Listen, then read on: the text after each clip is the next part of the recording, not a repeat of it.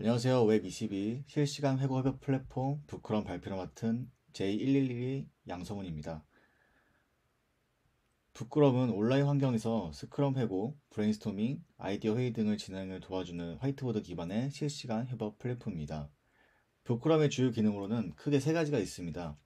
먼저 화이트보드는 공간의 제약이 없는 온라인 화이트보드에 포스트잇과 드로잉 기능을 제공하여 팀원들에게 내 아이디어를 표현하고 공유할 수 있는 기능입니다. 다음으로 실시간 공동 작업은 내가 작업한 내용뿐만 아니라 팀원들이 진행 중인 작업을 실시간으로 확인할 수 있게 합니다. 이는 빠른 피드백을 가능하게 해 협업 효율을 극대화할 수 있습니다. 마지막으로 저희 부크럼은 회의 기본 형식을 가진 템플릿을 제공하여 쉽고 빠르게 회의를 시작할 수 있도록 합니다. 저희 부스크럼의 기술 특장점으로는 크게 실시간을 보장하는 온라인 화이트보드와 웹워커와 오프스크린을 활용한 브라우저 렌더링 최적화, 그리고 레디스와 소켓 IO를 통한 서버 확장이 있으며 그 외에도 사용자 경험, 기술적 협업, 모드 간 상호작용 아키텍처 등 많은 특장점이 있습니다.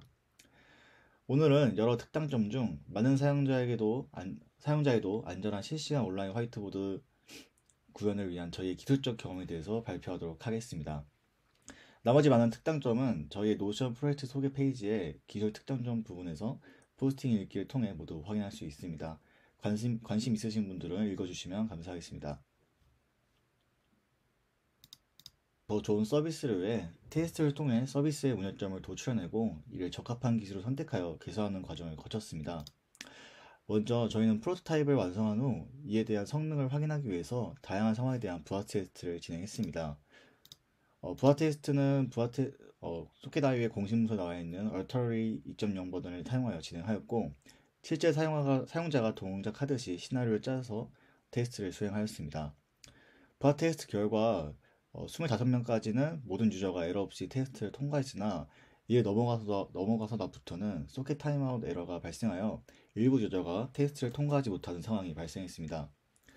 부하 테스트 결과와 서버 이벤트 로그를 종합하여 저희는 일정 시간에 많은 양의 이벤트 요청이 서버로 발생하면 일부 이벤트가 처리가 밀려 타임아웃이 발생하는 문제점을 도출했습니다. 물론 그 손실 비율이 요청 수에 비하면 매우 적지만 모든 사용자가 같은 화이트보드 화면을 공유해야 하는 저희 서비스에게 이벤트 손실은 큰 문제이기에 꼭 해결해야 했습니다. 저는 이를 개선하기 위해서 프론트와 백엔드 각각 개선점을 도출해내고 이에 대한 개선 작업을 수행하기 시작했습니다. 먼저 프론트엔드입니다. 현재 클라이언트에서 서버로 보내는 이벤트에는 크게 두 가지 방식이 있습니다. 오브젝트가 생성 삭제되거나 최종 업데이트 되었을 때 보내는 ED 방식의 이벤트와 마우스가 움직이거나 오브젝트가 움직이는 것 같은 상태가 업데이트 되는 동안 보내는 ING 방식의 이벤트가 있습니다. 현재가 문제가 되는 건 이번 방식인데요. 짧은 시간 내에 매우 많은 이벤트가 발생한다는 문제점이 있었습니다. 실시간 공유 시 오브젝트의 부드러운 움직임을 위해서 ING 이벤트가 꼭 필요했지만 너무 많은 요청이 발생했기 때문에 이를 최적화할 필요가 있었습니다. 이를 개선하기 위해 저는 개선 목표를 세 가지를 선정했습니다. 먼저 서버로부터 보내는 요청 수를 최적화한다. 그리고 최적화를 하지만 어떤 이 ING 이벤트가 발생한 동안 다른 사용자가 끊겨서 보이는 것 같은 사용자 경험의 저하가 발생해서는 안 되고, 또 이 과정에서 상태의 손실이 일어나 모든 사용자가 다른 화면의 화이트를 보면은 안 되는 것을 목표로 선정했습니다. 목표를 선정하고 이를 개선하기 위해서 여러 가지 아이디어를 도출해 봤습니다. 먼저 가장 이벤트나 함수들의 실행되는 빈도를 줄이기 위해 먼저 생각한 것은 디바운스와 스로틀링입니다. 일단 스로틀링은 이벤트를 일정 시간 동안 한 번만 실행하도록 막고, 디바운스는 여러 번 발생하는 이벤트에서 가장 마지막 이벤트만을 실행시키도록 만드는 방법입니다. 두 가지 모두 방법을 고려해봤으나 지금 상황에 적합하지 않는다고 판단하였습니다. 먼저 디바운스는 마지막 이벤트만 발생하기 때문에 부드러운 이벤트의 구현에 적합하지 않다고 생각하였고, 스로틀링은 간단하게 요청을 제한할 수 있지만 특정 상태를 손실할 수 있는 위험이 있었습니다. 이는 모든 사용자가 같은 상태의 화면을 보지 못할 수 있다는 결과를 초래할 위험이 있기 때문에 제외했습니다. 최종적으로 배치 상태 버퍼에 이벤트 메시지를 저장했다가 일괄 처리하는 배치를 적용하였습니다. 그 이후로는 모든 상태를 손실 없이 반영하면서 효과적으로 서버에 발생하는 이벤트를 줄일 수 있었기 때문입니다. 하지만 배치를 적용하고 새로운 문제점이 발생했습니다. 배치는 앞서 말씀드렸던 디바운스와 스로틀링보다는 연산이 훨씬 많다는 단점이 있었습니다. 이미 부크럼에서 브라우저는 캔버스 렌더링과 서버로부터 오는 데이터를 연산하는데 이미 정신이 없는 상태였습니다. 여기에 배치 현상까지 주기적으로 작동하게 된다면 오히려 렌더링 과정에서 프레임 드랍이 일어나 사용자 경험이 저하될 수 있다고 생각했습니다. 배치를 위한 연산의 부담을 덜어줄 방법이 필요했고 고심한 끝에 웹 워커를 도입을 결심했습니다. 배치를 위한 연산을 메인 스레드가 아닌 웹 워커를 통해 워커 스레드에서 진행하면서 이벤트를 효과적으로 줄이면서도 연산에 대한 부담도 줄일 수 있었습니다. 이를 구현하기 위해 먼저 워커 스크립트를 작성했습니다. 이벤트를 받으면 q 웨이트를 저장하도록 하고 모든 사용자들이 30fps를 보장하기 위해 33 마이크로 밀리세컨드마다 배치 로직을 수행하여 전송하도록 구현했습니다. 이후 오브젝트를 처리하는 오브젝트의 워커를 관리하는 유즈 오브젝트 워커 커스텀북을 만들었습니다. 마지막으로 이벤트 발생 시 메시지를 워커에 넘겨주도록 설정하여 구현을 완료했습니다. 개발자 도구의 퍼포먼스 탭을 활용하여 워커가 잘 작동하고 있음을 확인할 수 있었습니다. 결론적으로는 소켓 서버에 클라이언트에서 보내는 이벤트가 너무 많아 타임아웃이나 렌더링 성능 저하의 문제가 발생했기에 이벤트 발생을 최적화할 필요가 있었고 이를 사용자 경험의 저하나 상태의 손실 없이 소켓 이벤트를 최적화하기 위해서 배치 상태를 도입을 하였고 배치를 위한 추가 연산은 웹워커를 도입하여 워커 스레드에도 동작하기에 퍼포먼스도 유지하도록 하였습니다. 웹워커를 도입하기 전까지는 이 웹워커에 대한 어떤 문서가 없었기 때문에 어느 정도의 역할을 수행할 수 있을지 파악이 안 되어 있었지만 파악이 안 돼요. 단순한 룰만 이제 담당하도록 하였지만 퍼포먼스 측정해 보니 더 많은 역할을 수행해도 웹워커가 충분히 버틸 수 있을 것 같아서 앞으로는 포매팅과 같은 더 많은 연상을 웹워커로 전환하여 메인 스레드는 캔버스 렌더링만 집중할 수 있도록 구현할 예정입니다. 백엔드에서는 사용자가 많아지면 이벤트 병목 현상으로 서비스가 마비되는 현상이 발생했기에 스케일 확장을 고려했습니다.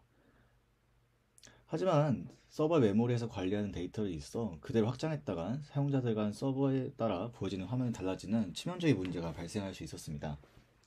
또한 서버 간 소통도 불가능해 웹소켓 이벤트 전달에도 차질이 생겼습니다. 그렇게 스케일 확장을 위해서는 서버들의 공유 메모리가 있어야 했고 서버 간의 통신 수단이 필요했습니다. 먼저 고려한 건 스케일업이었습니다. 단순히 서버 성능을 올리면 해결되지 않을까 고민했습니다. 하지만 저희는 서버 프레임워크로 노드.js 기반 네스트.js를 사용하여 싱글 스레드 사용해서 동작합니다. 따라서 단순히 코어 개수를 늘려도 그만큼 서버를 더 실행을 해 스케일업의 효과를 볼 수 있었습니다. 결국 이는 스케일업이지만 스케일아웃과 다를 거 없다고 생각했습니다. 따라서 스케일업을 도입해도 위와 같은 문제가 발생했습니다. 이에 저희는 메모리 대용으로 가장 많이 사용하는 레디스를 검토하기 시작했습니다. 저희 서비스가 메모리로 관리한 데이터는 특정 워크스페이스에 접속한 유저 목록입니다. 이 정보들은 수시로 변경되고 언제든 파괴될 수 있는 데이터입니다. 레디스는 캐시 서버와 같이 일시적으로 저장하는 데 쓰이는 DB로 이러한 측면에서 적절하다고 판단했습니다. 또한 해당 데이터는 초기화 절차에서 클라이언트에게 넘겨줘야 하는 데이터로 최대한 빨리 가져올 수 있으면 가져오는 편이 좋았습니다. 그런 의미에서 서버의 인메모리에서 동작하는 레디스는 좋은 선택도로 보였습니다. 마지막으로 레디스를 서버 통신 수단으로 쓸 수 있을지 검토했습니다. 레디스 자체에는 구독자 패턴 기능이 내장되어 구독 발행 패턴을 위한 브로커 역할을 수행할 수 있습니다. 소켓 IO 라이브러리는 서버가 클러스터링 될 경우를 대비해서 서버 간에 소통할 수 있는 수단을 제공합니다. 즉, 이들을 조합하면 서버가 수백 개로 분할되어도 모든 사용자들에게 적절하게 이벤트를 전달할 수 있다고 판단했습니다. 이에 최종적으로 레디스를 도입을 하였습니다. 여기에 서버 인스턴스가 여러 개일 때 로드를 균등하게 분배해주기 위해서 nginx를 사용해 로드 밸런스를 구축하여 서버 스케일아웃을 구현하였습니다. 최종적으로 결국엔 클라이언트에서는 웹워커와 배치를 통해 효율적으로 소켓 이벤트 발생을 최적화하였고 백엔드에서는 레디스와 nginx를 통해서 서버를 확장하였습니다. 이 결과를 바탕으로 부하테스트를 진행하였습니다. 환경은 그전과 동일한 스크립트와 환경과 시나리오에서 진행하였고 서버는 2개로 스케일아웃하여 측정하였습니다. 테스트 결과 그전보다 2배 상승한 50명까지는 모든 사용자가 에러 없이 테스트를 통과하였으나 50명을 초과하고부터는 타임아웃과 같은 에러가 발생하였습니다. 더욱 개선할 점을 도출해보았습니다. 우선 50명을 넘어서까지 터지지 않는 서버가 소켓 서버가 우리 서비스에 필요한지 검토를 해봐야 할 것 같습니다. 만약 필요하다고 판단이 되면은 오토 스케일링을 통해 자동으로 스케일 아웃되는 시스템을 구현하거나 클라이언트에서 서버로 이벤트를 전송할 때 사용자의 수에 따라 동적으로 전송하는 수를 최적화하는 방법을 검토해 볼 수 있을 것 같습니다. 이상으로 저희 발표를 마치도록 하겠습니다. 감사합니다.